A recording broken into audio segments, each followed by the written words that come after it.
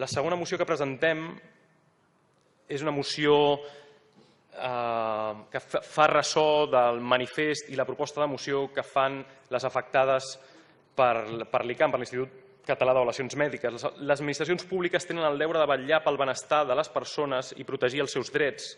La salut és el principi de tot benestar i totes les institucions constituïdes democràticament tenen l'obligació d'oferir tots els recursos al seu abast per garantir que l'assistència i la cobertura mèdica siguin un dret garantit de la ciutadania.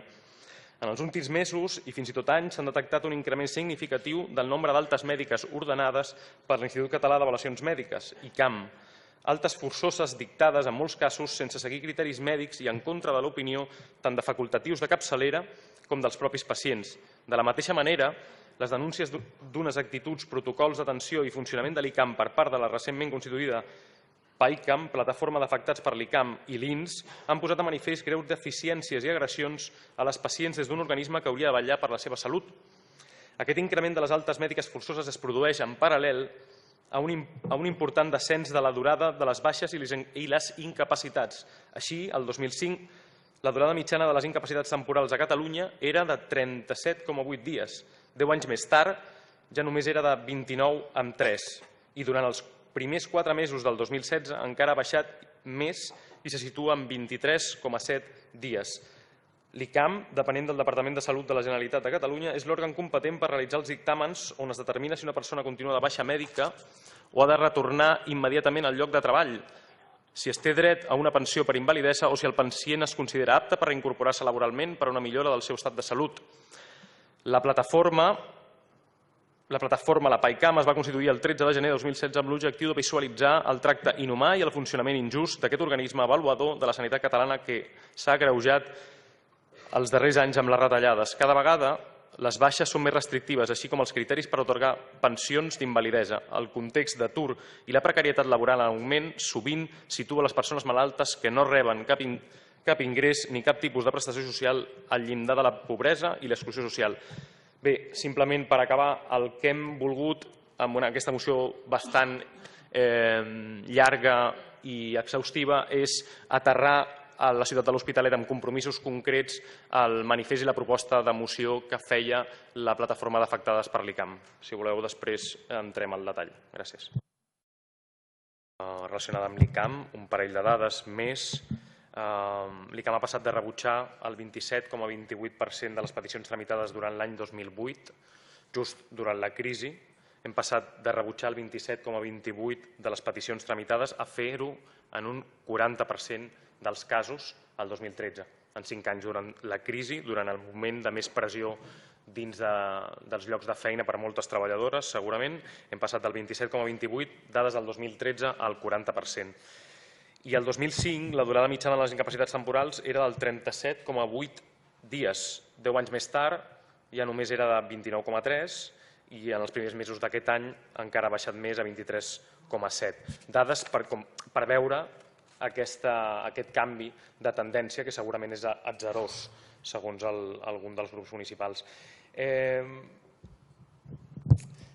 És veritat que els membres de la PAICAM, les afectades de la PAICAM, ens fan arribar, perquè ens fem ressò, una moció que s'està presentant a molts altres municipis. Però també és veritat que aquesta moció no té compromisos concrets, és normal, perquè és una moció estàndard i té molt de valor el que fan, de fer propostes que puguin servir per molts altres municipis, però és una moció sense compromisos concrets per l'Hospitalet.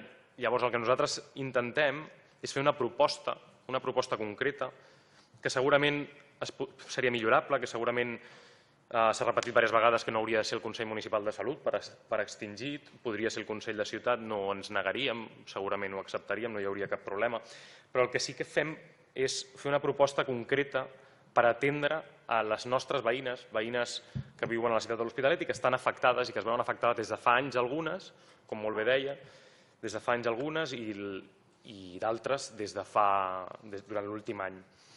En relació, i fem una proposta concreta, que pot agradar més o menys, que pot ser més adient o no a l'estructura administrativa d'aquesta ciutat, però fem una proposta concreta perquè no quedi només en una declaració en favor d'una plataforma concreta.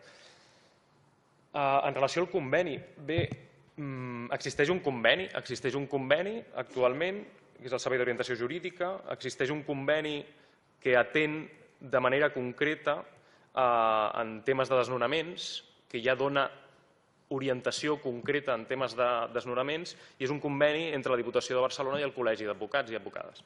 Llavors, el que nosaltres demanem és això, és un conveni concret entre administracions i col·legi d'advocats perquè no sigui, et dono un paperet amb el número de telèfon del SOJ, del Servei d'Orientació Jurídica, i apanya't i busca't la vida. Que està molt bé tenir aquest Servei d'Orientació Jurídica, però el que li demanem a la nostra administració més propera és que pugui fer seguiment, igual que s'està fent amb els casos de desnonaments, d'aquests casos d'afectacions de gent que està malalta i un cop malalta i de baixa és obligada a tornar a treballar i a sobre és obligada a litigar per defensar-se d'aquesta situació.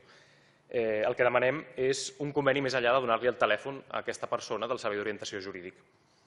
I en relació a l'alta, molt breument, simplement si ha suscitat demanar disculpes per haver inclòs segurament el Consell a tothom, o sigui, des del nostre desconeixement, des d'una errada potser, no sé com qualificar-la, cap problema. No tenim cap problema en acceptar les crítiques en aquest sentit. La intenció era fer una proposta concreta per atendre els ciutadans i ciutadanes de l'Hospitalet que pateixen aquests casos. Podria ser en aquest espai o podria ser en un altre, com el Consell de Ciutat, en una sectorial. Molt bé. Gràcies.